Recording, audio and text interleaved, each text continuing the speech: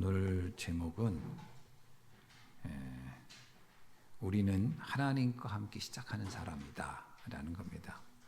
저와 여러분이 꼭 잡아야 할 그 중요한 언약은 하나님이 우리와 함께 하신다라는 거죠. 그래서 하나님과 함께 함으로 이루어지는 결과가 있습니다. 그게 뭐냐면 아브라함을 향해 주셨던 그 약속이죠. 만민을 복을 받게 하겠다라는 겁니다. 하나님 우리와 함께하는 이유는 내가 먼저 복의 사람이 되고 또 나를 통해서 나를 만나는 모든 사람이 복을 얻게 될 것이다.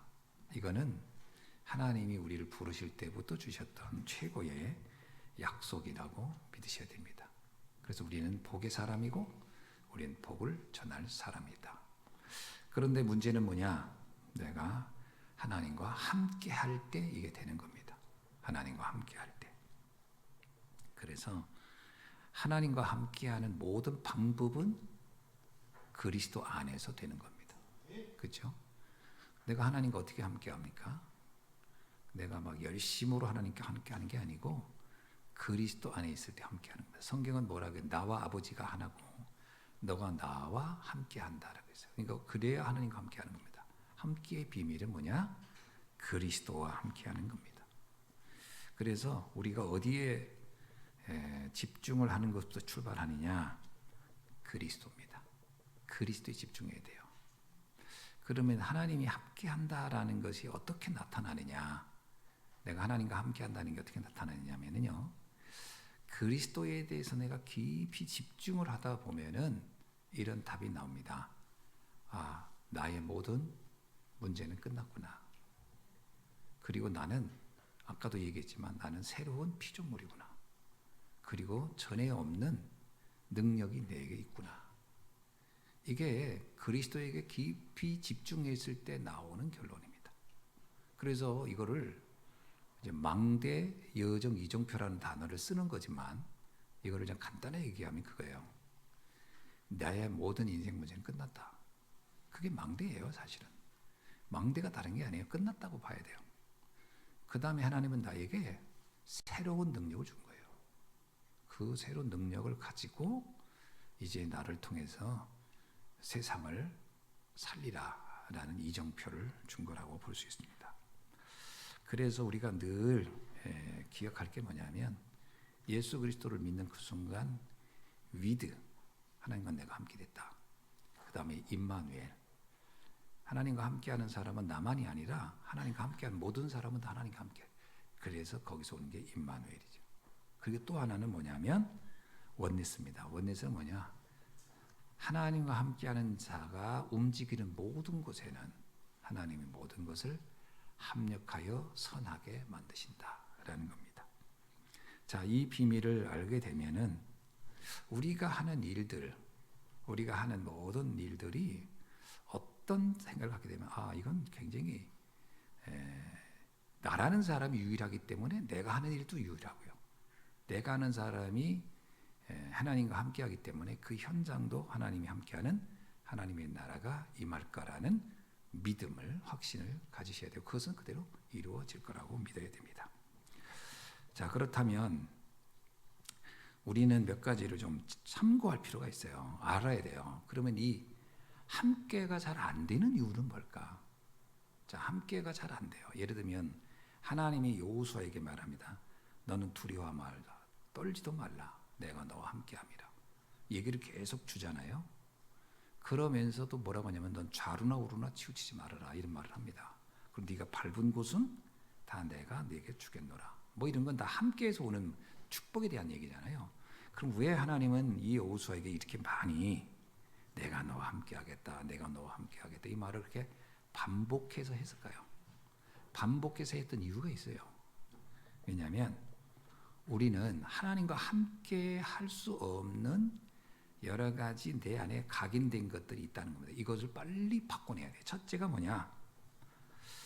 내 생각대로 하려고 한다는 거죠. 그게 하나님이 개입하에 들어올 수 있는 자리가 없어져 버리는 거예요.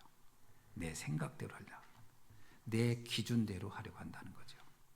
그래서 우리는 성경을 보면 이사야에서 나오잖아요. 내 생각보다 하나님의 생각이 더 깊고 내 계획보다 하나님의 계획이 더 위대하다.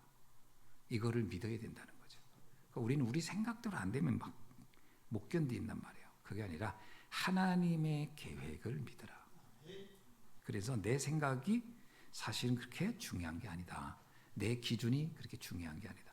내 생각, 내 기준은 결국은 창세기 3장에서 나오는 겁니다. 그게 내 생각이죠. 내 마음대로 하고 싶은 거.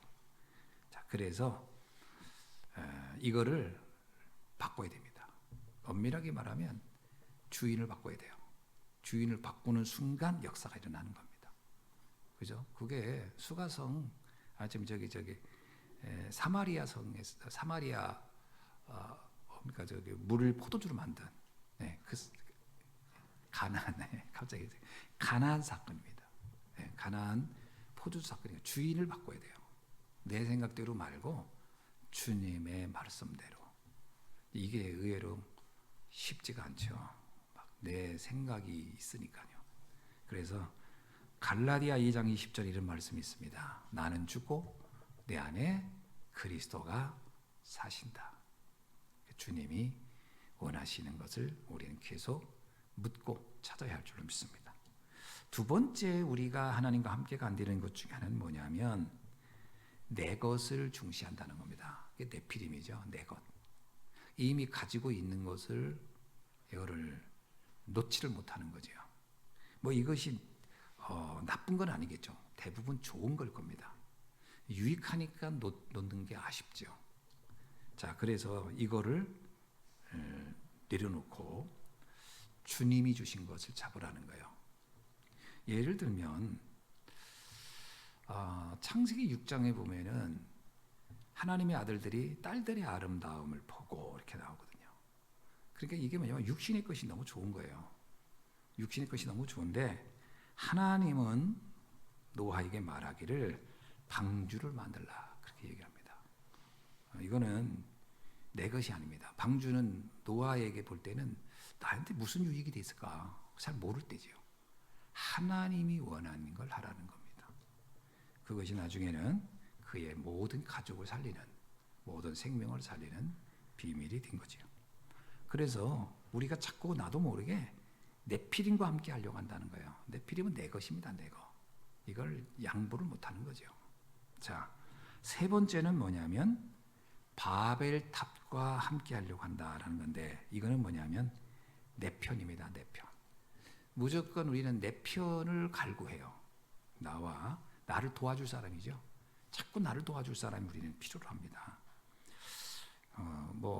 그래가지고 편 만들기를 되게 좋아하죠.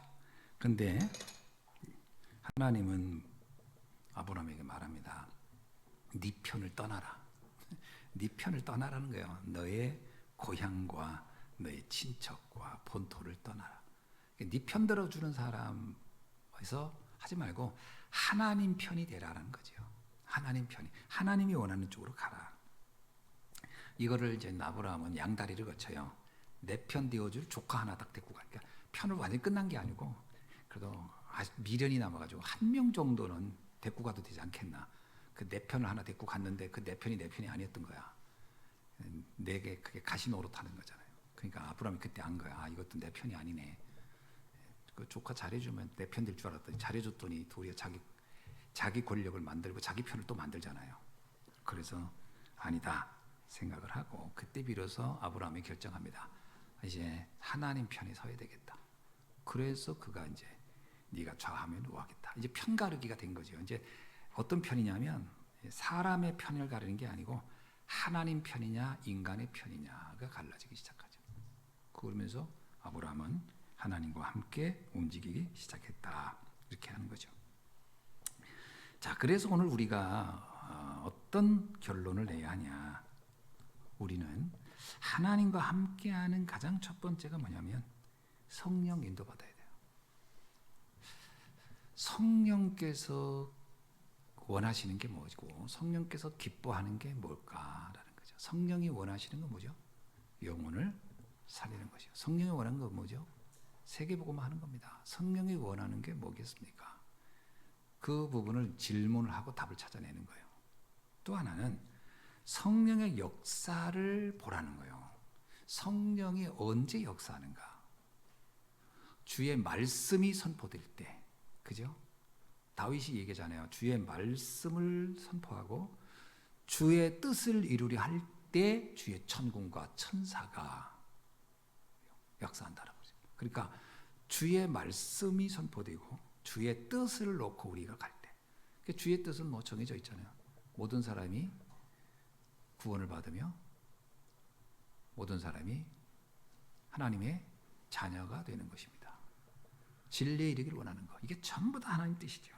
생명 살리는 일이죠. 그래서 여러분이 영혼 구원하는 일에 우리는 방향을 두어야 할 줄로 믿습니다. 그러니까 하나님이 함께하는 것을 확인하는 현장이 어디라고 했죠?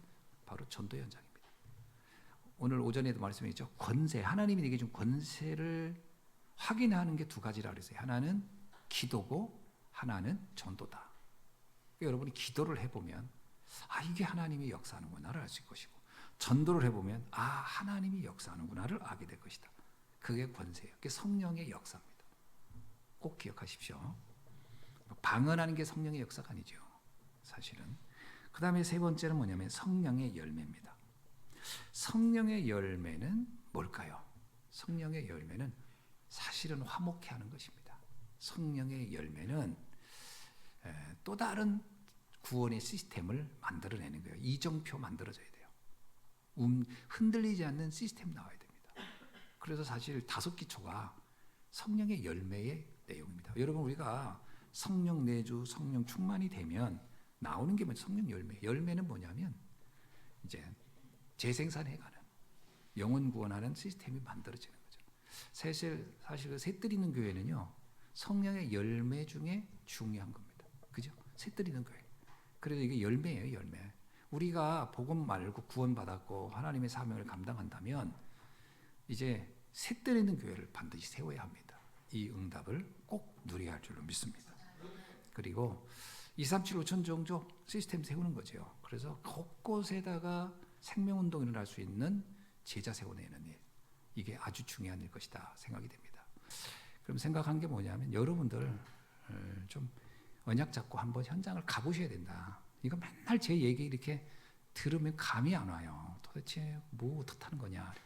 한 번씩 한번, 매년마다 갈 수는 없지만 이렇게 그 경년별로, 금년에는 우리가 갈 테니 다음 연도는 누가 가십시오. 그래서 좀 가서 현장을 좀 봤으면 좋겠다, 이런 생각이 들고요. 2주간을 다 볼 수 없으면 일주일간만 보시고 먼저 들어오시면 됩니다. 뭐 비행기 타는 거 재밌잖아요. 그러니까 저는 비행기 타는 게 제일 힘들어가지고 지금 가는 게 늘 우울하긴 한데 또 앉아서 가야 돼. 근데 이제 비행기 자주 타지 않는 분들은 비행기 타는 게 즐거우니까 오래 탈수록 좋아요. 왜냐하면 들렸다가 또 갔다가 중간에 한번 쉬었다 이렇게 하니까. 그러니까 여러분들은 좀 한번 계획을 가지고 9월 달에 아르메니아, 그 다음에 11월 달에 모스크바 일정이 있다는 거 기억하시고 기도하면서 한번 동참해 주시면 좋겠다 생각을 합니다. 기도하겠습니다. 하나님 감사합니다. 오늘 주신 말씀대로 우리가 하나님과 함께하는 시작을 하는 사람으로서 정말 내 생각, 내 것을 내려놓고 내 편을 내려놓고 오직 하나님의 계획을, 하나님의 것을 바라보면서 응답받아갈 수 있도록 역사하여 주옵소서. 그래서 237 5천 종족 살리게 하시고 새뜨리는 교회를 위하여 기도하며 24 집중할 수 있도록 인도하여 주옵소서. 예수 그리스도의 이름으로 기도하옵나이다. 아멘.